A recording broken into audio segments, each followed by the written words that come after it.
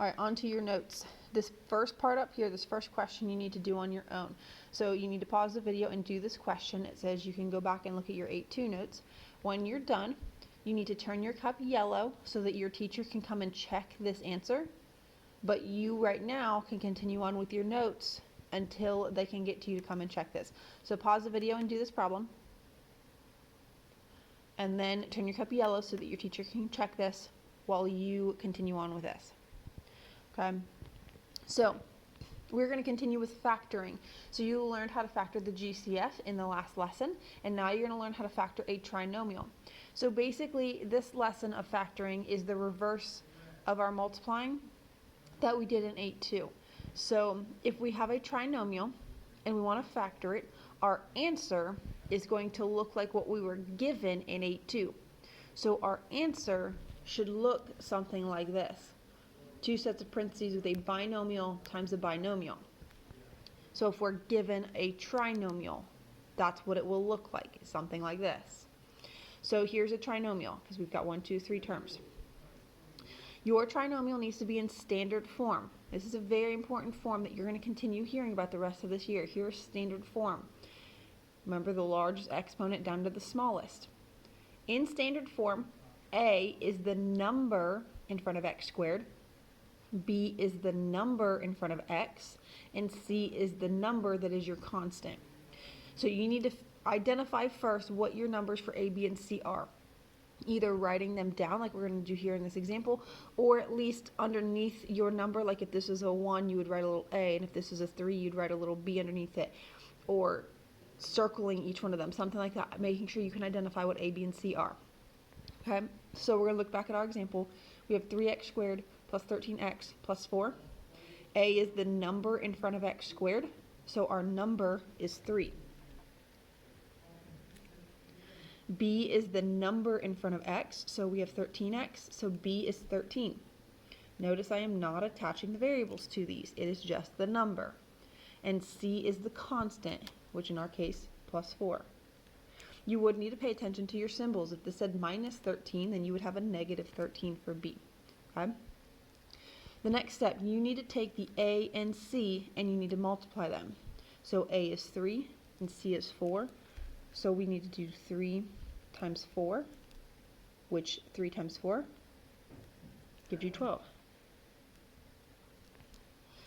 Now, we need to find two numbers, just like we did on that last worksheet. Find two numbers that multiply to be the answer you found in step 2, which we found was 12. So two numbers need to multiply to be 12, and they need to add to be the b number, which is 13. So a times c was 12, and b is 13. So we need to figure out what two numbers multiply to get 12 and add to get 13.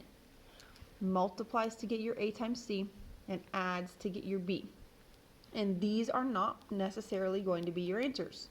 3 times 4 is 12, but 3 plus 4 is not 13. So those are not your numbers. Find two numbers and multiply to get 12 and add to get 13. Here's where you can go back to Desmos. So we need two numbers that multiply to be 12 and adds to be 13. So remember, you're going to type in x times y equals 12 and x plus y equals 13. So in Desmos, that's what you should be typing in. And then you can go and see where they cross. Remember that you only care about one of the crosses because they're the same. So 12, 1 means your two numbers are 12 and 1.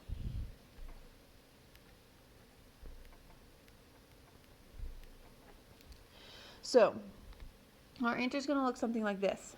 Some number times x plus some number times x plus some number. Where we don't know what a, b, c, and d are right now. This a is not this a. This b is not this b. These are just random placeholders for our numbers. We're going to take these two numbers we just found in the last step from Desmos. They are going to go in place of b and d right now in either order. So it doesn't matter if you want to put 12 first and then 1, or if you want to put 1 first and then 12. Either way. Now we need to divide those numbers by a, which remember is the number in front of x squared. Then you need to reduce the fraction if possible.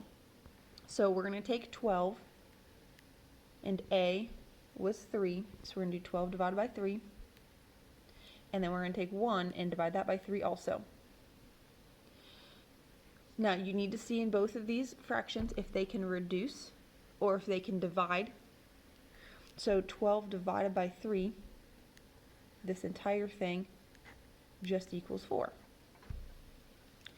1 over 3, well, you need to see first, I know it can't divide, but you need to see if it can reduce. If you are not 100% sure, then you can go back to Desmos and you can type in 1 divided by 3, and then you can hit the fraction button, and it will show you if it reduces or not. In this case, it does not. So we're going to keep it as 1 over 3. Okay. Now, if the number is not divisible by a, means it stayed a fraction, then you need to slide the denominator, the downstairs number, in front of x. So, this one did divide. So this answer is just, we don't do anything here. We got this to be 4. 12 divided by 3 was 4. This, we can just leave this blank, or you can put a 1 here if you want. This 1 over 3 does not divide, so this 3 is your denominator. It needs to slide in front of x. So you're going to put 3x plus 1, since that was our numerator. So here's your answer. X plus 4 times 3x plus 1. Or you could have 3x plus 1 and then times x plus 4. These are the exact same.